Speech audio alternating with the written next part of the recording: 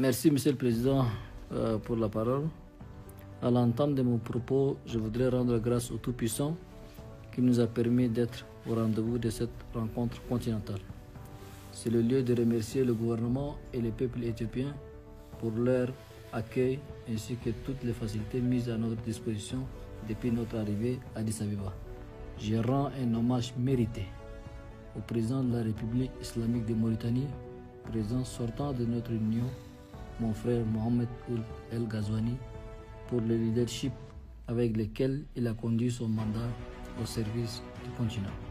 J'ai saisi aussi l'occasion pour adresser mes vives félicitations au président entrant, mon frère Lorenzo, président de la République d'Angola, pour son accession à la tête de notre organisation commune, et mon pays l'assure de son plein soutien.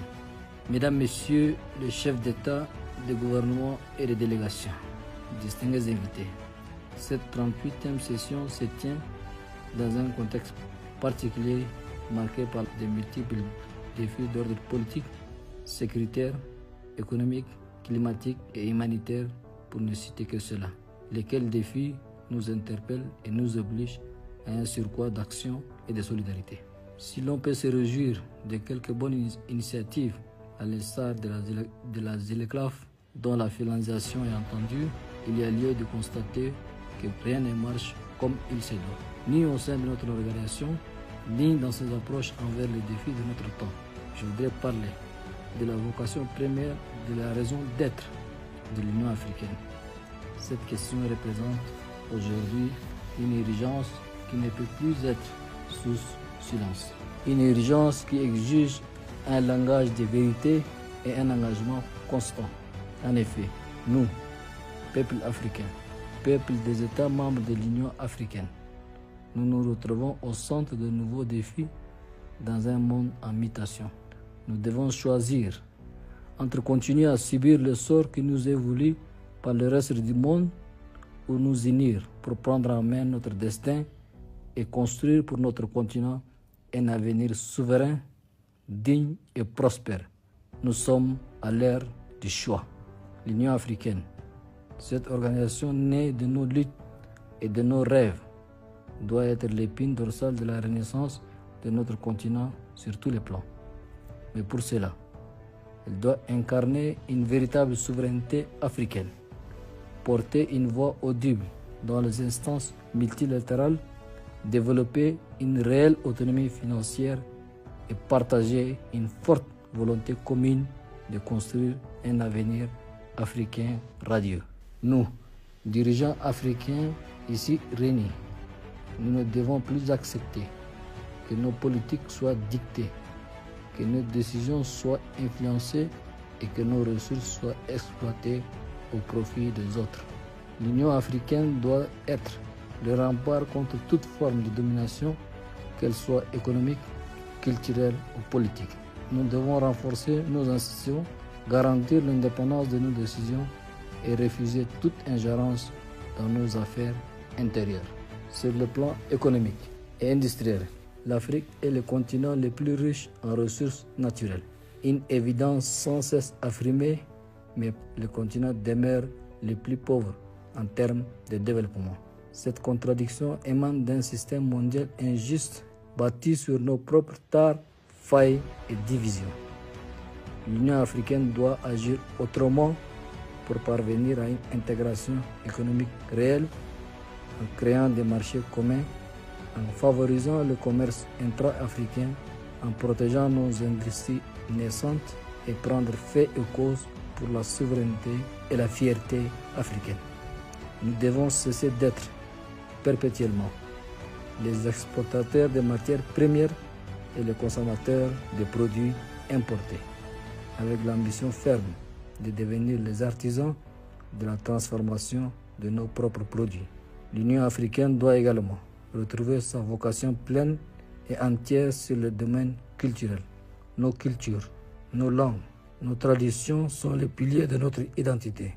Pourtant, elles sont aujourd'hui marginalisées, voire méprisées par un monde qui nous impose ces valeurs comme universelles. Notre organisation commune doit œuvrer pour notre renaissance culturelle, où chaque enfant africain sera fier de ses racines, où nos artistes, nos intellectuels et nos scientifiques seront reconnus à leur juste valeur. Face aux défis énormes d'un monde dont les grands ensembles et équilibres sont en redéfinition, le renforcement de notre union n'est pas une option pour nous. C'est une nécessité absolue. Nous devons travailler pour une intégration politique, économique et sociale plus profonde. Une Afrique plus unie sera une Afrique plus forte, capable de mieux défendre ses intérêts sur la scène internationale. L'action de l'Union africaine doit incarner et refléter la solidarité entre nos peuples. Les conflits qui déchirent certaines régions de notre continent doivent être résolus par les Africains nous-mêmes. Nous devons privilégier le dialogue, la médiation pour résoudre nos différends. Ensemble, nous pouvons construire une paix durable et un avenir prospère pour nous tous.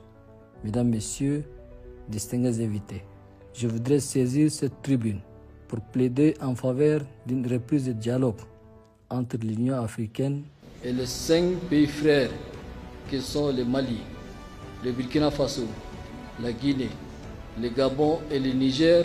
Il est temps de privilégier une approche constructive, solidaire et pragmatique. Plutôt que d'isoler ces pays, l'Union africaine doit mettre en avant les pourparlers et la médiation. Édifié par l'expérience de mon propre pays, le Tchad, je peux vous assurer qu'une transition politique ne peut réussir sous la contrainte. Une transition politique ne peut prospérer que dans le cadre d'un consensus national appuyé d'un accompagnement international. En invoquant l'exemple de mon pays, c'est avec un réel sentiment de fierté que je vous informe de la fin heureuse du processus de la transition au Tchad. Une réussite majeure à mettre à l'actif de toutes les forces vives tchadiennes, mais aussi à l'actif de la médiation africaine. En effet, grâce à la contribution de tous les acteurs politiques, de la société civile, de notre diaspora, des pays amis et frères, de la CAC, plus particulièrement son facilitateur, le président Antoine Félix Tshisekedi, le Tchad a su renouer avec l'ordre constitutionnel. Cette réussite est la meilleure illustration que les crises africaines peuvent être résolues par les Africains sans ingérence des partis extérieurs. Mesdames et Messieurs les chefs d'État et de gouvernement, distingués invités, notre sommet se tient aussi dans un contexte de renouvellement des instances dirigeantes de notre organisation.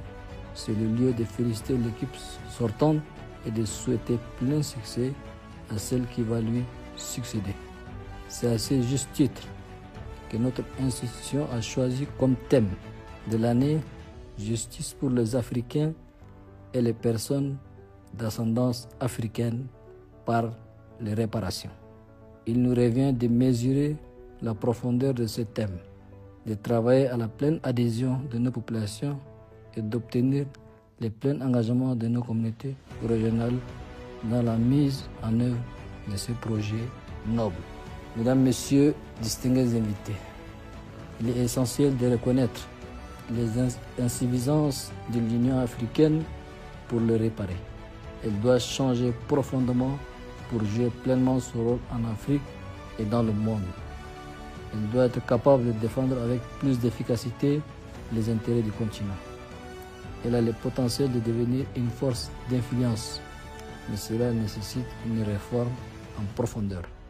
L'Afrique mérite une Union africaine forte, indépendante et véritablement au service du continent. C'est à nous, Africains, de nous mobiliser pour exiger le changement et construire l'avenir que méritent nos enfants. Que Dieu vous bénisse, que Dieu bénisse l'Afrique. Je vous remercie.